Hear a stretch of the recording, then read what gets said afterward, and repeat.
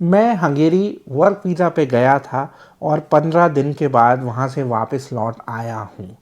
ये बताते हुए मुझे एक फ़ोन आया हमारे एक सब्सक्राइबर का गुजरात से।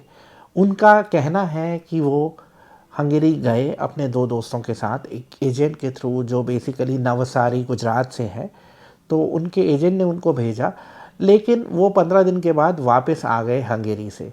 तो आज के इस वीडियो में हम बात करेंगे कि ऐसा क्या हुआ कि ये लोग 15 दिन के बाद वापस इंडिया आ गए।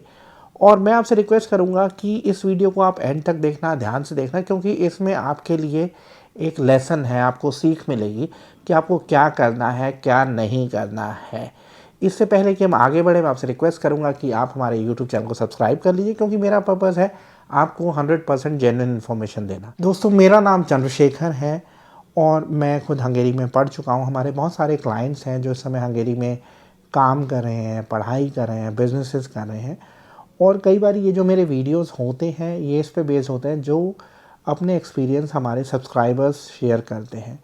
तो देखिए हुआ क्या, यहाँ पर 3 दोस्त थे जो नवसारी गुजरात से हैं और ये हंगेरी गए एक एजेंट के थ्रू, जिन्होंने इनको बताया कि जी इनका जॉब है लैपटॉप की पैकिंग का। तो ये जब हंगेरी पहुँचे तो इनको जब ये एयरपोर्ट पे पहुँचे बुडापेस्ट में, तो इनको एयरपोर्ट पे कोई लेने नहीं आया। उसके बाद इनका अपने जो एजेंट है उससे कांटेक्ट हुआ और एजेंट उनको एक जगह पे ले गया। वहाँ पे काम लैपटॉप की पैकिंग का नहीं था, काम था प्लाईवुड का। इनको रोज़ 12 घंटे काम करना था और प्लाईवुड को मशीन के अंदर डालना था और निकालना था, ऐसा मुझे इन सब्सक्राइबर ने बताया है। और ये काम नहीं कर पाए। तो उसके बाद इनका जो एम्प्लॉयर था, इन्होंने बोला कि आप ये काम नहीं कर पाएंगे तो ये आप काम छोड़ दीजिए और जो आपका एजेंट है उससे बात करिए, हो सकता है कि वो आपको कहीं और काम दिलवा दे। तो ये वापस एजेंट को के पास गए और ये एजेंट का वेट करते रहे। एजेंट नहीं आया, लेकिन ये इतना परेशान हो गए, मतलब ये सब देख के, तो इन दोस्तों ने आपस में बात की और किसी तरीके से ये इंडिया वापस आ गए।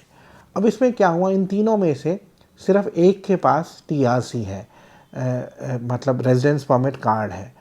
अब देखिए होता क्या है, जो हंगेरी का वर्क वीज़ा मिलता है 30 डेज़ के लिए, 1 ईयर की वैलिडिटी होती है। अब देखिए जिनके पास बेसिकली वीज़ा है वो तो एंटर नहीं कर सकते हैं, क्योंकि वो एक बार ऑलरेडी एंटर कर चुके हैं। जिनके पास रेजिडेंस परमिट है वो एंटर कर सकते हैं, बशर्त है कि उस कंपनी ने इनका रेजिडेंस परमिट कार्ड कैंसिल नहीं करवाया हो, क्योंकि उस कंपनी में काम तो कर नहीं रहे हैं। तो बेसिकली इनको क्या करना चाहिए था, अब इन तीनों में से एक ही ने अपना रेजिडेंस परमिट कार्ड बनवाया। इन तीनों को आइडियली रेजिडेंस परमिट कार्ड बनवा लेना चाहिए था सबसे पहले, और उसके बाद इनको इंडिया वापस आने की बजाय नया जॉब ढूंढना चाहिए था या खुद को इंडिपेंडेंट एक्टिविटी के लिए रजिस्टर करना चाहिए था, जिसे हम बोलते हैं residence permit for the pursuit of gainful activity. Basically जब आप वर्क वीज़ा पे जाते हैं उसको बोलते हैं रेजिडेंस परमिट फॉर एम्प्लॉयमेंट। तो residence permit for the purpose of gainful activity में आप फूड डिलीवरी का काम कर सकते हैं। तो आप भी, अगर आपकी जॉब चली जाती है, आप हंगेरी में सिमिलर सिचुएशन में, तो मैं कहूँगा देखिए ये नहीं है कि आप हंगेरी से बाहर निकल जाएं, ऐसा बिल्कुल मत करिएगा। इनफैक्ट हंगेरी में ही रहिए और सबसे पहले टीआरसी लीजिए, फिर बैंक अकाउंट खुलवाइए। और उससे क्या होगा, आपको अगर अपना चेंज करना है स्टेटस एम्प्लॉयमेंट से इंडिपेंडेंट एक्टिविटी में, वो आसान हो जाएगा। एक चीज़ ध्यान रखना है, आपको जो हंगेरी का वर्क वीज़ा मिलता है वो सिंगल एंट्री का होता है। तो एक बार आप हंगेरी से बाहर निकल गए तो फिर आप एंटर नहीं कर सकते, आपको फिर दोबारा से पूरा प्रोसेस करना पड़ेगा। अब यहाँ पे ये जो तीनों लोग हैं इनको लाखों रुपए का नुकसान हुआ है, हमें ये भी नहीं पता कि इनको फिर दोबारा से वीज़ा मिलेगा या नहीं। तो इसलिए इन्फॉर्मेशन इज़ पावर। आप ऐसे एजेंट से डील करिए जो आपको हंगेरी में भी सपोर्ट कर सकें और जो आपको सही जानकारी दे सकें। आज के वीडियो में इतना ही। जाते हुए आपसे रिक्वेस्ट करूंगा कि आप हमारे यूट्यूब चैनल को सब्सक्राइब कर लीजिए। Thank you very much.